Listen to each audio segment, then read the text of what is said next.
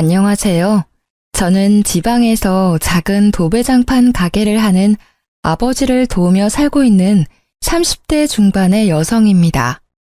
남편은 작은 회사에 다니고 있었는데 경기 악화로 회사가 망해 이직 준비를 한다면서 1년 가까이 허비를 하더라고요.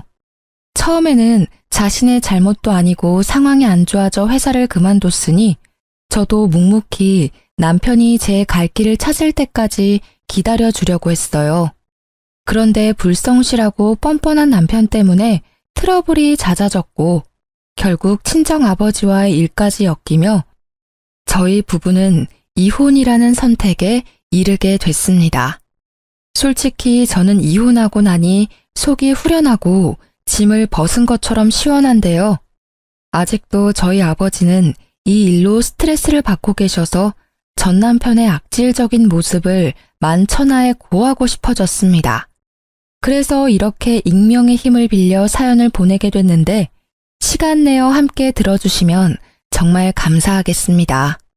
남편이랑 저는 친구의 소개로 만나 1년 연애를 하고 결혼했어요. 처음에는 외적인 부분인 부분은 마음에 들었지만 대화를 할수록 재미를 위한답시고 거짓말과 허풍을 떨길래 별로 믿음이 가지 않아서 안 만나려고 했습니다. 그런데 제가 마음에 들었는지 몇 달을 따라다니며 구애를 하는데 어느 순간 진심이 느껴졌고 결국 마음을 열게 되어 결혼까지 하게 됐어요. 지금 생각해보면 제가 처음 느꼈던 촉을 믿고 만나지 말아야 했는데 화려한 언변의 소가 넘어간 것 같아 분하기도 하네요. 어쨌든 저희 부부는 결혼 후에 한동안은 평탄하게 살았어요. 경제적으로 자리를 잡고 아이를 낳고 싶었기 때문에 저는 학교 졸업하고부터 돕던 아버지 일을 더욱 열심히 도왔고 남편도 회사 일을 나름 성실하게 해내는 평범한 모습이었습니다. 그렇게 살다 보면 저희도 아이도 낳고 집도 넓혀가고 여행 가는 재미를 느끼면서 살 수 있을 거라고 막연히 기대를 했었죠. 그런데 남편의 회사가 갑자기 망하면서 저의 소박한 꿈은 물거품이 됐어요. 남편은 원래 무역회사 영업일을 하고 있었는데요.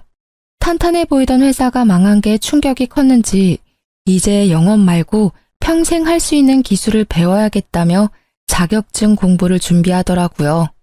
그러면서 지게차, 굴삭기, 용접 같은 것들을 알아보는데 저는 직업에는 귀천이 없고 오히려 전문적인 기술을 배우면 오래 써먹을 수 있으니 더 좋은 거란 생각에 완전 찬성했어요. 실제로 저희 아버지도 도배장판 기술로 먹고 사시니까요. 그래서 묵묵히 기다리며 지원을 해줬는데 퇴사 후에 1년이 다 되어 가도록 아무런 성과가 없는 겁니다. 보통 자격증 공부를 하면 아무리 실무적인 거라도 필기나 실기 시험도 치고 학원도 다니고 하잖아요.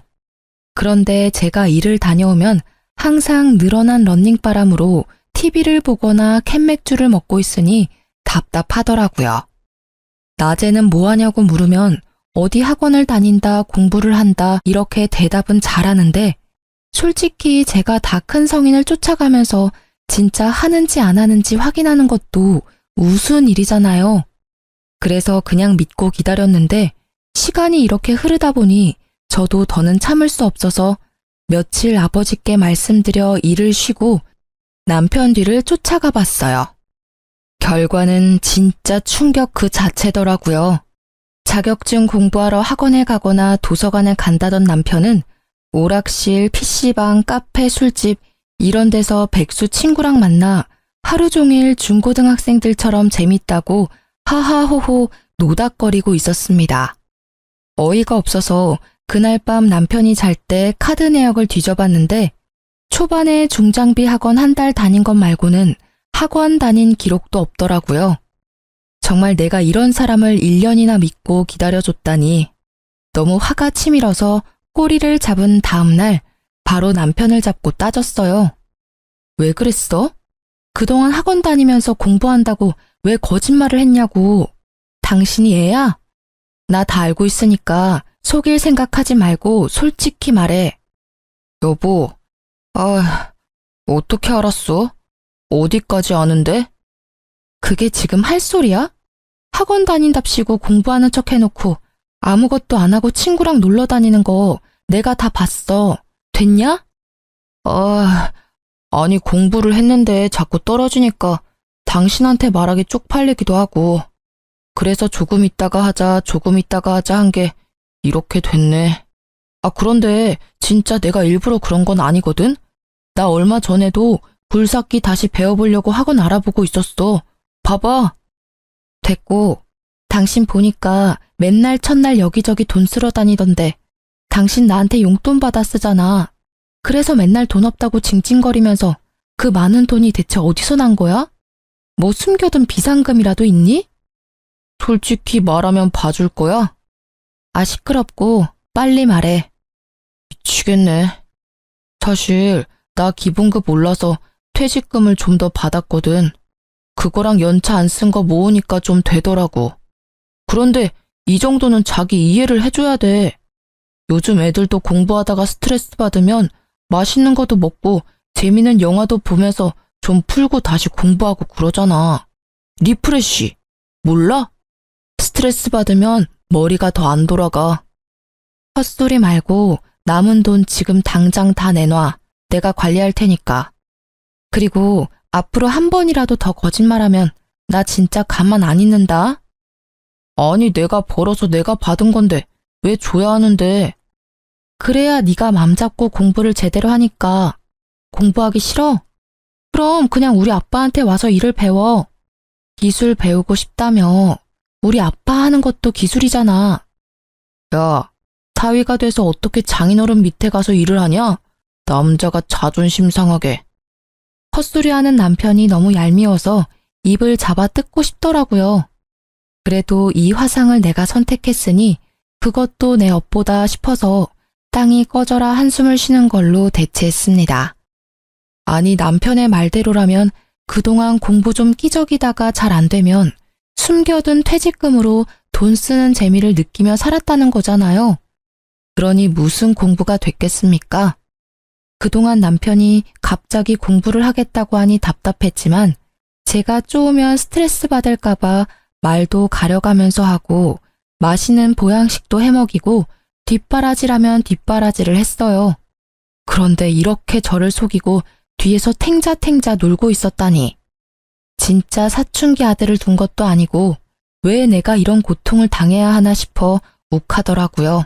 이런 제 마음도 모르고 꼴의 남자 자존심 운운하는 걸 보니 아직 철들려면 멀었구나 싶기도 하고 가슴이 답답했습니다. 그런데 저 혼자 이렇게 답답함을 느끼고 있자니 많이 억울하더라고요. 그래서 자기 아들이 세상에서 제일 잘난 줄 알고 있는 시모에게 연락해서 못난 남편의 모습을 까발리기로 했습니다. 욕하면서 제 속도 좀 시원해주고 싶었고요. 그래서 보란듯이 전화를 걸었는데 시모 반응이 대박이었어요. 여보세요? 어머니, 저 너무 속이 답답해서 하소연 좀 하려고요. 무슨 일이냐? 집에 뭔 일 있어? 네. 그 1년 동안 자격증 딴다고 회사 일 안 구하고 공부한 거 아시죠? 그런데 알고 보니까 제대로 공부도 안 하고 맨날 놀고 있더라고요. 진짜 중고딩도 아니고 나이 40 다 되어가는 사람이 이래도 돼요? 저 너무 답답하고 속상해요, 어머니. 아유, 난 또 뭐라고. 우리 아들이 학교 다닐 때 얼마나 공부를 잘했는데 요즘 속이 좀 답답했나 보지. 뭘 그런 거 가지고 전화씩이나 하니? 그냥 믿고 놔두면 제 밥벌이는 다 알아서 할래야. 두고 봐라. 조금 있으면 너 걔 앞에서 이렇게 징징댄 거 후회할 거야. 징징이요? 너무 섭섭해요, 어머니. 아니 저한테 돈 없다 해놓고선 퇴직금 남겨가지고 그 돈으로 오락실 PC방 다니고 있었다고요. 어머니 아들이요. 그러는 동안 저는 뭐 했어요? 맨날 일하면서 없는 돈 쪼개서 어머니 용돈 드리고 필요한 거 사다 드리고 그랬잖아요. 그런데 제가 속이 안 답답하겠어요? 너 지금 나 용돈 준다고 유세 떠는 거니? 어쨌든 우리 아들이 뼈 빠지게 일해서 모은 돈으로 살면서 준 거 아니야. 그리고 네가 온전히 나한테 돈 준 게 몇 번이나 된다고 그러니? 아무튼 우리 아들 크게 성공할 팔자니까 조금만 더 기다려줘. 아유, 속 시끄러워. 끊는다. 어머니, 어머니. 최소한 미안해하지는 않더라도 부끄럽다는 반응은 기대했는데 황급히 전화를 끊어버리는 뻔뻔한 심호에 입이 쩍 벌어졌습니다. 남편은 옆에서 실실 웃으면서 콧노래를 부르더라고요.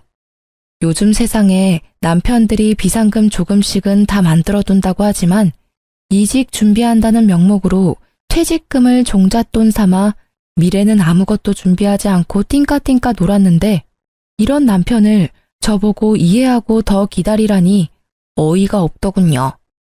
그렇게 남편과 냉전 상태로 몇 주를 보냈어요. 제가 도저히 마음이 풀리지 않아 투명인간 상태로 무시하고 남은 돈을 다 뺏었더니 결국 남편도 백기를 들더라고요.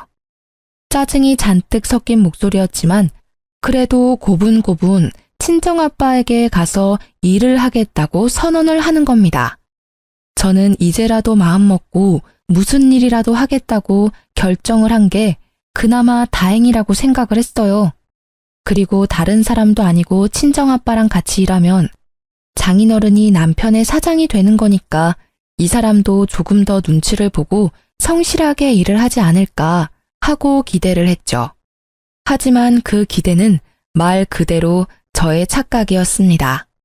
지금 생각하면 편안하게 일 잘하고 계시는 친정아빠에게 제가 똥덩어리를 한 짐 데리고 간 거였어요. 저희 친정아빠는 지방에서 작은 도배장판 가게를 했는데요. 규모가 크지는 않지만 제가 어릴 때부터 운영을 해서 단골도 많고 아름아름 소개로도 많이 일을 따고 있었어요. 친정아빠는 남편과 다르게 말없고 재미없다고 엄마가 항상 투덜댔지만 그만큼 소처럼 우직하게 일하는 성실한 분이셨거든요. 내심 깃털처럼 가벼운 남편이 아빠가 일하는 걸 보면서 조금이나마 반성하고 열심히 살아야겠다 라는 마음을 가질 수 있다면 그것도 뜻밖의 수확이라 생각을 했었죠. 물론 처음 며칠은 남편도 이 상황에 적응을 해야 하니 저와 함께 정시 출근, 정시 퇴근하면서 노력하더라고요. 회사 다닐 때 지각을 밥 먹듯이 해서 거의 잘릴 뻔한 적도 있었는데 이 정도면 장족의 발전이다 할 정도로 제 기준이 낮았었네요. 아무튼 아침에 출근해서 아빠랑 같이 재료 보는 방법도 배우고 낮에는 직접 현장에 나가서 막내로 이것저것 심부름도 하고 작업하는 것도 배우면서 차근차근 따라가려고 하는 겁니다. 그 모습이 기특해 보여서 저도 집에 오면 고생했다고 비위도 맞춰주고 외식도 시켜주면서 진짜 아들처럼 부둥부둥 해줬어요. 그런데 저 속이고 1년이나 뒤에서 놀던 사람이 하루아침에 성실맨으로 바뀌기가 쉽진 않았을까요? 조금 시간이 지나고 나니까 일이 힘들다고 투덜투덜대더라고요. 왜 또 죽상이야? 아, 몰라. 너무 힘들어. 진짜 장인어른 왜 이렇게 빡세게 일을 하시냐? 사람이 하는 일인데 휴식 시간도 좀 주셔야지. 이거 봐봐. 나 손에 물집 잡힌 거. 하루 종일 땀 흘려서 기운도 없는데 손까지 말썽이고 미치겠어. 내일 하루 쉬면 안 되나? 어디 좀 봐. 아유, 이 정도 물집은 그냥 약 바르고 한숨 자면 괜찮아. 걱정 마. 그리고 이제 일한 지 한 달도 안 됐는데 벌써 이렇게 힘들어하면 어떡해. 몸으로 하는 일이니까 일단 힘든 건 각오하고 시작한 거잖아. 내가 생각해봤는데 장인어른이 너무 심해. 진짜 네가 하루 종일 천장 쳐다보면서 팔 안 뻗고 있어봐서 모른다니까. 나 팔 떨어져 나가는 줄 알았다. 젊은 사람 왔다고 여기저기서 일 시켜먹고 부려먹으려고 눈이 벌게져 있는데 와, 이 돈 받고 내가 이렇게 해야 해? 처음이니까 당연히 힘들고 돈도 작지.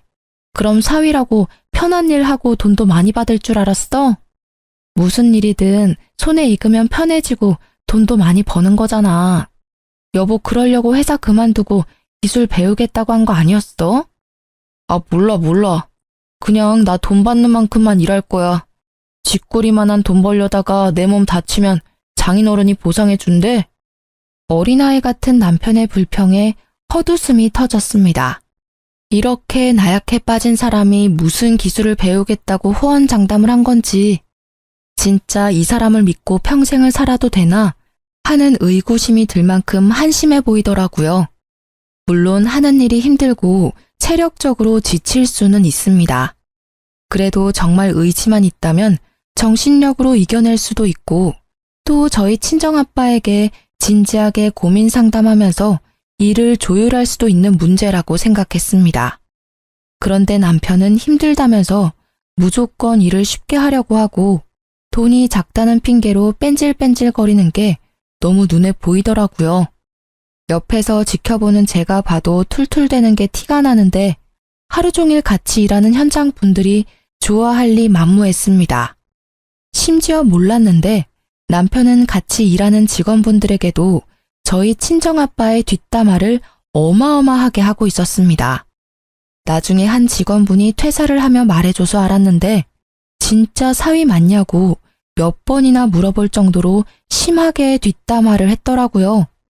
그냥 잘 모르는 일반 어른한테 해도 싸가지 없다고 할 정도의 발언을 사장이면서 장인어른인 사람을 대상으로 서슴지 않고 해대니까 곁에서 듣던 직원들도 기분이 안 좋았던 것 같습니다. 그러다 오랜만에 친정아빠가 회식을 주도해서 직원분들이랑 다 같이 고기를 먹으러 간 날이었어요. 오랜 단골집이라 서비스도 많이 나오고 화기애애하게 단백질 보충한다면서 좋은 분위기를 즐기고 있었죠. 고기에 술이 빠질 수 없다면서 소주랑 맥주도 거하게 시켜서 소맥도 말아먹고 식당에 있는 노래방 기계로 노래도 하고 그랬어요. 저희는 괜히 장인, 딸, 사위가 한 테이블에 앉기가 좀 그래서 다른 분들이랑 어우러져 떨어져 있었거든요. 그런데 갑자기 남편이 있는 테이블에서 큰 소리가 나는 겁니다. 야, 너 지금 뭐라고 그랬어? 이 새끼가 어른한테 못하는 말이 없네? 왜 이래요 갑자기? 소리 지르면 단 줄 알아요? 아니 내가 사장님 사위라 해서 가만히 듣고 있었는데 이 새끼 말하는 뻔세 봐라. 그렇게 돈 잡고 일하기 힘들면 그냥 안 나오면 될 거 아니야. 왜 열심히 일하는 사람들 기운 빠지게 물을 흐리고 있어? 누가 분위기를 흐렸다고 그래? 그냥 조용히 대화하자는 건데 아저씨가 지금 좋은 분위기 다 흐리고 있잖아. 이거 반말도 안 해? 그래, 막 가보자 아주. 너 임마 갈 데도 없고 할 것도 없는 거 불쌍해서 일 배우라고 사장님이 배려해 준 거 아니야? 그러면 가만히 가르쳐주는 대로 배우긴 할 것이지. 어디서 장인이 고집도 세고 융통성도 없다고 나불나불대고 있어? 진짜 부끄러운 줄 알아야지 젊은 사람이. 뭐라고? 이 아저씨가 미쳤나? 살펴보니 남편이랑 친정아빠랑 같이 제일 오래 일한 실장님 한 분이 고래고래 고성을 지르면서 싸우고 있더라고요. 이미 식당은 시끌시끌하던 소리가 쥐죽은 듯이 멎고 두 사람 싸우는 소리밖에 들리지 않았어요. 진짜 술에 취한 남편이랑 실장님이 주고받는 대화를 듣는데 너무 창피해서 얼굴이 빨개지던 거 있죠? 살짝 친정아빠 얼굴도 봤는데 이마에 주름이 잔뜩이었습니다. 부끄러움도 잠시 일단 진정하고 나오라며 남편의 팔을 잡아 끌었어요. 그런데 얼마나 무거운지 꿈쩍도 안 하더라고요. 진짜 미친놈아 제발 나와라. 궁시렁거리면서 부글부글 끓는 속을 다잡고 있는데 실장님이 불쌍해 보였는지 한숨을 내쉬었어요. 그리고는 진짜 내가 딸내미 불쌍해서 참는다. 잘해라 좀. 하면서 남편 팔을 가볍게 한 대 툭 쳤습니다. 그런데 술기운에 자격지심까지 발동한 남편놈이 이 터치 한 번에 이성을 잃었는지 갑자기 실장님 어깨를 퍽 치는 겁니다. 가만히 있을 성격의 실장님도 아니라 순식간에 주먹 다짐이 시작됐어요. 진짜 지금 생각해도 아찔하고 쥐구멍에 숨고 싶었습니다. 평화롭게 고기 먹던 회식 장소가 아수라장이 되고 여기저기 비명이 들리고 난리도 그런 난리가 없었어요. 나중에는 누가 112를 불렀는지 경찰도 오고 그랬더라고요. 죄송합니다. 뭐가 죄송해. 여보, 사과하지 마. 뭘 잘했다고 큰 소리야? 빨리 사과드려. 먼저 친 건 이 아저씨인데 왜 내가 사과를 해? 정말 오래전부터 배워온 실장님께 너무 죄송했어요. 친정아빠한테도 이런 못난 모습을 보여 죄송했고요. 그렇게 남편이랑 저랑 서로 사과하니 많이 다투고 있는데 옆에서 가만히 앉아있던 친정아빠가 입을 여시더라고요. 최 실장, 내가 대신 사과할게. 내가 덕이 부족해서 그래. 돈 작고 일 힘든데 내가 잘 못 챙겨줘서 이런 일이 생긴 것 같아. 그래도 내 사위인데 자네가 좀 더 참았어야 하지 않나? 자네도 사과해주게. 친정아빠의 말에 실장님이 절대 못한다고 화를 엄청 내시더라고요. 옆에서 듣는데 저도 이건 좀 아닌 것 같다는 생각이 많이 들었어요. 그런데 아빠는 사위가 먼저라면서 편을 들어주시는 겁니다. 그러자 실장님은 끝까지 사위 편을 들면 자기는 같이 일을 못한다며 자기인지 사위인지 둘 중 하나를 고르라고 최후 통첩을 날리셨습니다. 그런데 정말 놀랍게도 친정아빠는 사위는 평생 안고 가야 하는 존재라며 뜻을 굽히지 않으셨고 결국 실장님은 다음 날부터 회사에 나오지 않았어요. 정말 친정아빠와 더불어 초기부터 일을 함께 해온 에이스인 분이라 제가 다 마음이 아프고 안 좋더라고요. 정말 이 거지 같은 남편 때문에 이게 다 무슨 일인지 너무 화가 나서 따지고 싶었는데 친정아빠는 끝까지 남편 편이었어요. 정말 사람이면 이 정도로 자신을 신뢰해줬으면 정신 차리고 열심히 배우려고 노력해야 하는 거 아닌가요? 이날 이후로 에이스였던 실장님이 나간 자리를 남편이 대신해서 친정아빠 일을 도와야 하는데 진짜 배은망덕도 유분수더라고요. 그냥 견적받으러 온 손님인데 괜히 잘 알지도 못하면서 이래라 저래라 훈수를 두니 손님이 짜증나서 그냥 가버리기도 하고 작업하러 가서도 마무리가 꼼꼼하지 못해서 다른 분들이 한 번 더 일을 해야 하는 골칫덩어리가 저희 남편이었습니다. 그러던 어느 날이었어요. 평소처럼 친정아빠 일을 돕고 있는데 이상하게 가게로 견적 상담 문의 전화가 많이 오더라고요. 그래서 이상하다, 운수 좋은 날인가 싶었는데 친구가 SNS 링크를 하나 보내주는 겁니다. 들어가 보니 낯익은 모습들이 나오는데 알고 보니 얼마 전 구축 아파트 리모델링을 한다고 의뢰해서 도배장판을 해줬던 분이 후기를 남긴 거더라고요. 제가 봐도 너무 이쁘게 사진을 뽑아주셨고 글도 잘 적어주셨는데 그 손님 자체가 인플루언서라 파급력이 어마어마한 것 같았어요. 너무 저렴한 가격에 꼼꼼하다면서 딱히 저희가 광고를 맡긴 것도 아닌데 진짜 한번 나도 여기서 해볼까? 하는 구매 욕구가 생기게 적어주셨더라고요. SNS 홍보의 힘은 실로 대단했습니다. 그날부터 입소문을 타고 손님들이 자꾸 몰려드는 겁니다. 처음 겪는 상황에 친정아빠와 직원분들도 신이 나서 싱글벙글이었어요. 이쯤 되면 정말 많은 돈을 쓸어 담을 거라 생각이 들잖아요. 저희도 상담하고 예약을 잡으면서 빼곡히 차는 스케줄이 다 돈이니까 너무 신기하고 행복한 하루하루였거든요. 그런데 어쨌든 이것도 사람이 하는 일이기 때문에 모든 스케줄을 다 쳐낼 수는 없는 게 문제더라고요. 여보, 혹시 월요일에 다녀온 전원주택 컴퓨터방 여보가 작업했어? 나랑 김씨 형님 같이 했는데 왜? 아니, 이상하게 그 방만 되게 울퉁불퉁하다고 다시 해달라고 전화가 와서. 근데 이게 처음이 아니고 사실 요 몇 주 계속 그렇거든. 아, 진짜 짜증나네. 장인어른한테 말해. 뭐가 문제야? 맨날 여보가 한 곳만 컴플레인 들어오니까 내가 민망해서 그렇지. 아, 연습 좀 해. 이러다 애써 들어온 손님들 다 까먹겠어. 연습은 무슨? 일 다 배운 지가 언젠데 우연이겠지. 이거 봐라. 맨날 이렇게 몰아가니까 내가 길을 못 펴는 거 아니야. 그게 아니라 아빠가 안 해도 될 일을 계속 해야 하니까 그렇지. 돈도 돈이고. 아, 모르겠다. 알아서 해. 특히 에이스인 실장님이 나가고 나서 아직 한 명 목도 못하는 남편이 그 자리를 메꾸기란 불가능한 일이었어요. 그래도 이 기회를 놓치긴 아까워서 억지로 남편을 데리고 일을 하니까 친정아빠랑 직원분들이 열심히 해도 능률이 안 나오고 남편이 한 부분만 맨날 이상하다고 컴플레인이 걸리는 겁니다. 그러다 보니 AS 해주고 컴플레인 들으러 다니는 친정아빠만 너무 힘들게 고생하는 것 같아서 죄송스럽더라고요.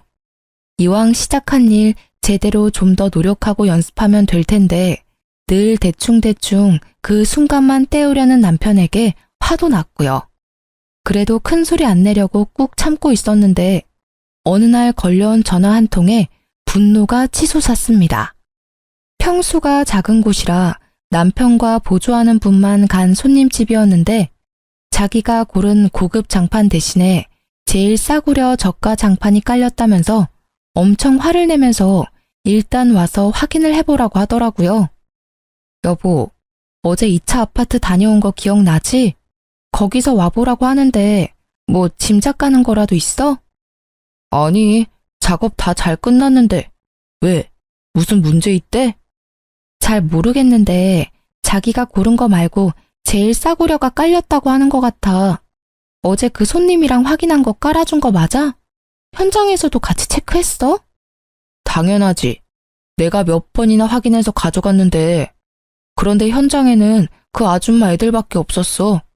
자기는 먼 출장 갔다고 그냥 깔래서 깔고 왔는데 진짜 웃기는 아줌마네. 됐어. 내가 갔다 와 볼게. 씩씩거리며 남편이 손님 집으로 향한 후 왠지 느낌이 쎄해서 퇴근도 하지 못하고 가게에 있었어요. 그랬더니 친정아빠가 무슨 일 있냐면서 물어보더라고요.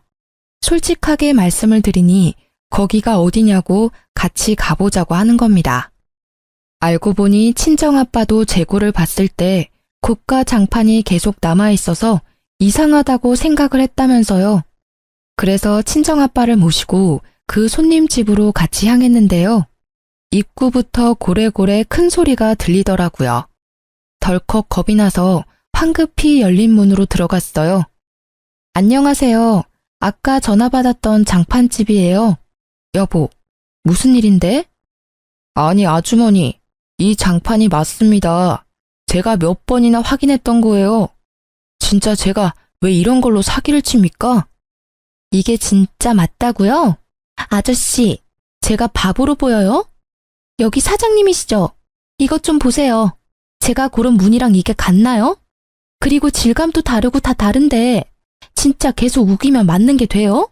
이거 완전 사기꾼 아니야. 사기꾼이라뇨. 말씀이 심하시네.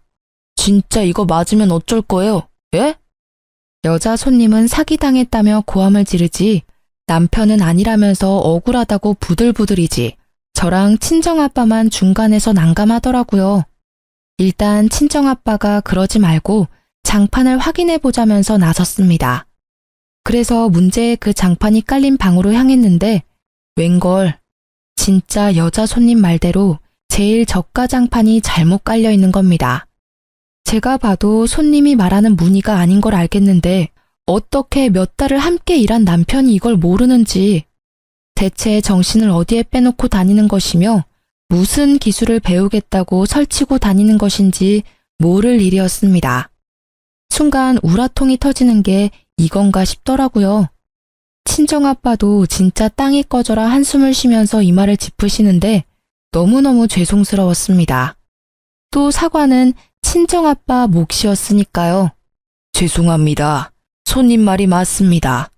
이게 깔려서는 안 되는 거였는데 저희 쪽에 무슨 착오가 있었던 것 같습니다.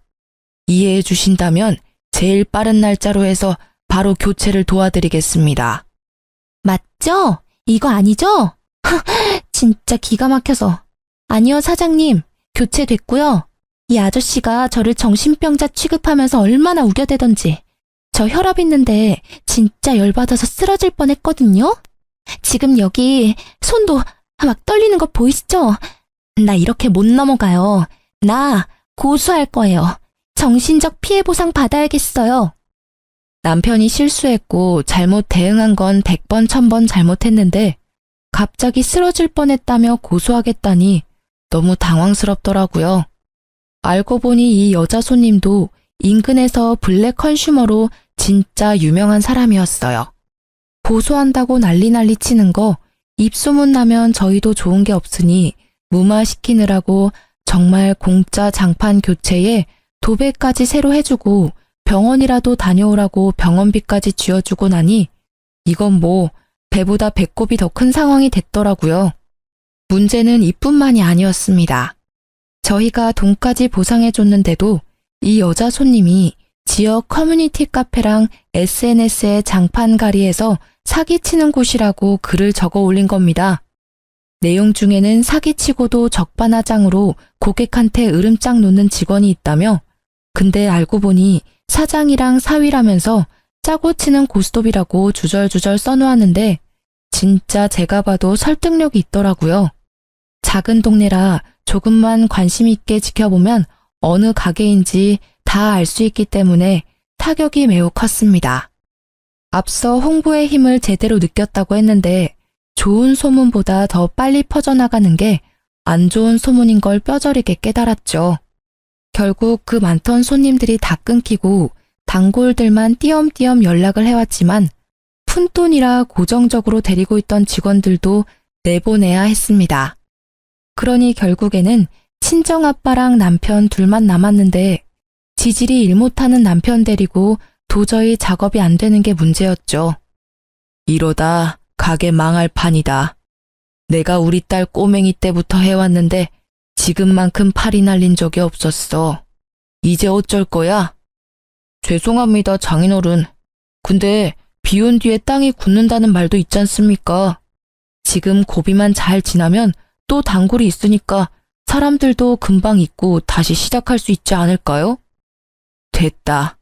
나한테는 그런 좋은 말 해줄 사람 말고 진짜 일 잘하는 직원이 필요해. 예전 실장한테 전화해 줄 테니까 죄송했다고 일 좀 도와달라고 해라. 제가요? 장인어른, 저 너무 자존심 상합니다. 그 사람 많은 데서 저한테 화내고 소리치는 거 보셨잖아요. 제가 장인어른 하나뿐인 사위인데 저 욕하는 건 장인어른 욕하는 거예요.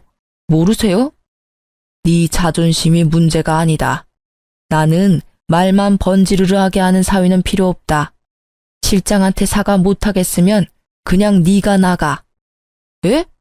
저 나가면 누구 데리고 일하시게요? 네가 나가면 실장이 들어온다고 했어. 그냥 앞서 일은 다 잊고 살 테니까 조용히 나가서 이제 네 할 일 찾아서 밥 벌어먹고 살아라. 제발 부탁이다.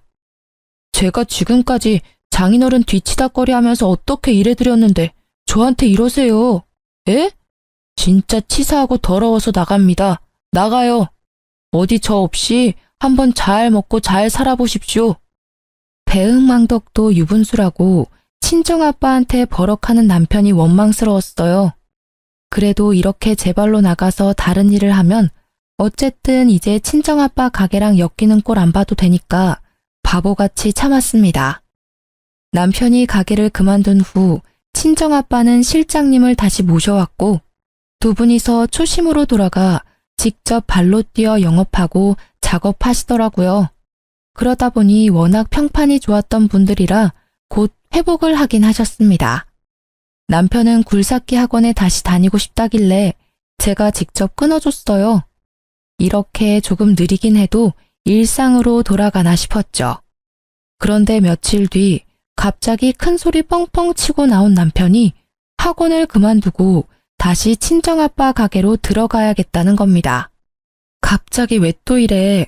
아빠 가게에 반겨주는 사람이 누가 있다고? 그냥 지금 배우는 거나 열심히 배워서 빨리 일할 생각을 해 좀. 당신은 알고 있었지? 장인어른 알부자인 거.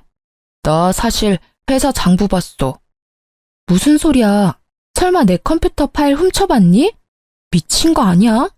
음흉하게 혼자 왜 그런 짓을 했어? 아니, 분명히 내가 나올 때만 해도 금방이라도 망할 것 같았는데 쉽게 안 망하는 게 너무 신기한 거야. 비결이 궁금하기도 하고. 그래서 좀 찾아봤는데 장인어른 숨겨둔 현금이랑 부동산도 있으시더만. 지금 가게에 있는 상가도 장인어른 거고. 이런 걸 왜 나한테 얘기를 안 했어? 그게 당신이랑 무슨 상관이야? 우리랑 아무 상관없는 돈이야. 이렇게 어려울 때 대비해서 우리 아빠가 한 푼 두 푼 모아두신 거라고. 그리고 혼자 관리하기 힘드니까 딸인 나한테 부탁하신 거고. 그래서 이렇게 말하는 저희가 뭔데?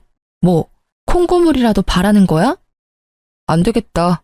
아무리 생각해도 내가 장인어른 이렇게 외면하면 안 될 것 같아. 우리 장인어른 사업 더 잘 되게 도와드려야지. 하나뿐인 사위인데 내가 힘 닿는 데까지 도와드리는 게 사람 도리지. 아니, 당신이 뭘 도와준다고 그래. 지금까지 아빠한테 패만 끼쳤는데 당신은 그냥 아무것도 안 하고 다른 일 하는 게 도와주는 거야. 몰라? 진짜 아무것도 모르는 3살 어린아이가 봐도 남편이 친정아빠에게 빌붙으려고 하는 걸 알았을 겁니다. 너무 속이 훤히 보이는데 아니라고 하니까 우습더라고요.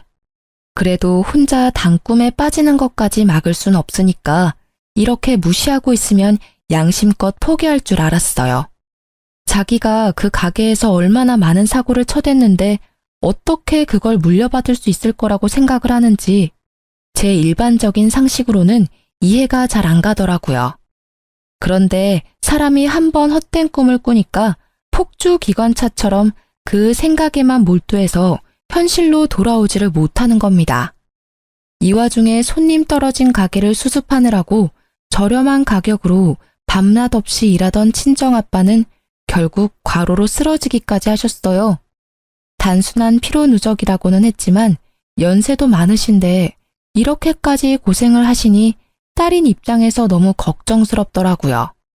그래서 남편이랑 바로 용돈이랑 먹을 걸 챙겨서 병문안을 갔는데 이 눈치 없는 남편놈은 거기서도 뻔뻔한 말을 계속하던 거 있죠.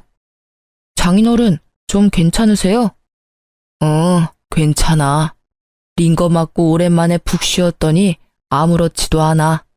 별일 아닌데 괜히 너희 장모가 연락을 해서 걱정을 시켰구나.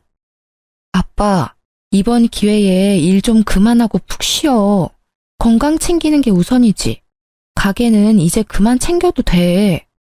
그래도 평생 읽어온 건데 계속 누워서 나 몰라라 할 수 있나? 기운 차려서 빨리 또 일해야지. 일하던 사람은 계속 일해야지. 누워있으면 오히려 병난다. 에이, 장인어른, 연세도 있으신데 언제까지 일하실 수는 없잖아요. 그래서 말인데 이제는 저한테 좀 맡겨두시고 편히 쉬세요. 제가 정말 정신 차리고 장인어른 대신 열심히 해볼게요. 저 결심했습니다. 제가 장인어른 가게 물려받겠습니다. 순간 귀를 의심했습니다. 어쩜 이렇게 사람이 뻔뻔할 수 있는지 제가 다 부끄럽더라고요. 친정아빠도 황당했는지 날선 눈에서 레이저가 막 나오는 것 같았습니다. 나는 자네한테 물려줄 생각 털끝만큼도 없네. 꿈도 꾸지 마라. 내가 계속 기회를 줬지만 자네는 별로 고마워하지도 않았잖아. 그냥 여기서 그만두고 자네한테 맞는 다른 일 찾아서 하게. 제가 뭘 그렇게 잘못했다고 그러세요? 너무 섭섭합니다. 정말 저 나름대로 열심히 노력했다고요. 노력? 뭐든지 대충대충 수박 겉핥기처럼 하는 그런 걸 요즘은 노력이라고 하나? 어쨌든 나는 말했어. 내 가게 자네한테는 절대 못 물려줘. 꿈깨. 어이씨, 진짜 너무하시네요. 그럼 제가 그동안 일하면서 영업해서 따온 것들도 있으니까 그거에 대한 성과금은 주세요. 제가 너무 억울해서 그거는 따로 받아야겠습니다. 뭐, 성과금? 하! 진짜 듣자 하니 기가 차서 말이 안 나오더라고요. 어쩜 사람이 이렇게 뻔뻔하고 양심에 털이 날 수 있는 걸까요? 이 새끼를 어떻게 처리해야 하나 고민하고 있는데 설상가상 친정아빠는 남편의 헛소리에 스트레스를 받아서 갑자기 숨까지 헐떡이시는 겁니다. 너무 놀라서 간호사를 막 부르는데 남편은 그 와중에도 아랑곳하지 않고 계속 억울하다며 혼잣말만 하던 거 있죠. 간호사가 와서 친정아빠 혈압을 재고 처치를 해주는데 눈물이 왈칵 나면서 참을 수 없이 분노가 치솟았습니다. 야, 미친 거 아니니? 지금 이 상황에서 성과금 얘기가 나오고 너 억울한 것만 자꾸 생각이 나? 진짜 어이가 없다. 내가 미쳤다고 너를 아빠 가게에 붙여줘서 우리 아빠만 이렇게 맘고생하게 만들었는지 모르겠어. 진짜 나 정 떨어져서 너랑 같이 못 살아. 이혼해. 뭐? 이혼? 갑자기 이혼은 또 무슨 소리야? 이혼이 그렇게 쉬운 거야? 다들 나한테 왜 이러는 건데? 너무 빡쳐서 제대로 일도 안 했으면서 돈에 미쳐 뻔뻔하게 헛소리하는 남편에게 이혼을 통보했습니다. 남편은 갑작스러운 이혼 통보에 난리를 피더라고요. 그때 친정아빠가 거친 숨으로 남편에게 소리쳤습니다. 내가 진짜 내 딸 때문에 참고 참았는데 이혼한다니 속이 시원하다. 내가 자네 하나 때문에 정신적, 물질적으로 입은 손해가 얼마인 줄 알아? 그런데 뭐 가게를 물려받겠다? 성과금을 달라? 간호사 선생, 나 바로 퇴원시켜 주시오. 변호사 선임해서 저놈한테 손해배상 청구해야 하니까. 뒤늦게 정신 차린 남편이 울며 불며 매달렸지만 저희 부녀는 내 사람에게는 한없이 잘해줘도 한번 눈 밖에 나가면 가차없는 스타일이었습니다. 그래서 바로 변호사를 선임해서 이혼 진행을 밟고 아빠도 그간 가게 일을 같이 하면서 겪었던 일을 정리해 손해배상 청구를 하면서 뻔뻔한 남편의 행태를 고발했어요. 저는 어릴 때 아빠가 들려준 이솝 우화에 햇님과 바람 이야기를 좋아해서 나그네의 옷을 벗긴 건 따뜻한 햇살을 전해준 햇님이라는 걸 기억하고 남편에게도 정말 잘해주려고 노력을 해왔거든요. 그래서 1년 동안 저를 속이고 탱자탱자 놀았던 것도 눈 감아주려 했고 친정아빠가 하는 가게를 무시하면서 마지못해 일하던 것도 이해하려 했어요. 그런데 그렇게 눈 감아주고 이해했던 결과가 이렇게 저와 친정에 빌붙으려고 하는 못난 남편을 만들 줄 몰랐습니다. 솔직히 작은 것에도 감사할 줄 아는 사람이었다면 저와 친정아빠가 이렇게까지 매몰차게 굴지는 않았을 거예요. 오냐 하며 어쨌든 내 사람이니 품고 가려 했을 겁니다. 그런데 자기를 위한 배려와 존중도 알아채지 못하고 당연시하면서 계속 더 큰 것을 달라고 징징거리는 사람은 도저히 품지 못하겠더라고요. 결국 그렇게 저희는 이혼하게 됐고 저는 친정아빠에게 죄송한 마음에 더 열심히 일을 도우면서 작업하는 것도 배우고 있어요. 처음에는 여자가 험한 일 하면 안 된다고 하시던 아빠도 평생 먹고 살 귀한 기술이니 배우고 싶다는 제 말에 수긍하시면서 오히려 배울 자세가 되어 있으니 체격만 큰 전 남편보다 훨 낫다고 저를 칭찬하시더라고요. 그렇게 사이좋게 부녀가 일을 하고 있답니다. 전 남편은 들리는 소문에 아직 백수라 시모한테 붙어 산다더라고요. 시모는 잘난 아들이 다시 품에 돌아왔으니 기뻐하면서 지금쯤 생활비 한 푼 안 주는 40 다 된 아들 끼고 오손도손 깨볶으면서 잘 살고 있겠죠 뭐. 뭘 해도 잘 될 팔자의 아들이니 저보고 보석을 놓쳤다고 비웃을지도 모르겠어요. 그래도 하나 분명한 건 아들 때문에 1,000만 원을 잃었다는 건데요. 남편은 저랑 이혼하고 친정아빠랑 소송을 진행했는데 결국 사업장에 피해를 입힌 게 입증이 돼서 1,000만 원을 물어주라는 판결을 받게 되었습니다. 그런데 개털인 남편이 갑자기 어디 그런 돈이 있나요? 결국 시모가 아들 앞길 막힐까봐 전세금을 빼서 줬다고 들었어요. 솔직히 그동안 친정아빠가 평생 일거원 가게 망할 뻔한 거 생각하면 2배, 3배로 받아도 시원찮지만 뻔뻔한 남편과 아들밖에 모르는 시모에게 아주 적절하게 금전 치료해준 것 같아서 속이 후련합니다. 친구들도 모두 제 이야기를 듣더니 이혼 너무 잘했다며 위로해 주더라고요. 앞으로 100세 시대인데 피 한 방울 안 섞인 다 큰 성인 아들을 제가 왜 데리고 살면서 교육시켜야 하냐면서요. 제가 생각해도 저도 모자라 저희 친정아빠에게까지 남편을 가르쳐달라고 한 게 죄송스럽고 잘못된 선택이었구나 싶어요. 혹시라도 저처럼 아들처럼 철없는 남편을 두고 교육시켜서 데리고 살아야겠다는 분들 계시다면 뜯어 말리고 싶어요. 사람은 쉽게 변하지 않더라고요. 제 이혼 이야기는 여기까지입니다. 들어주셔서 감사해요.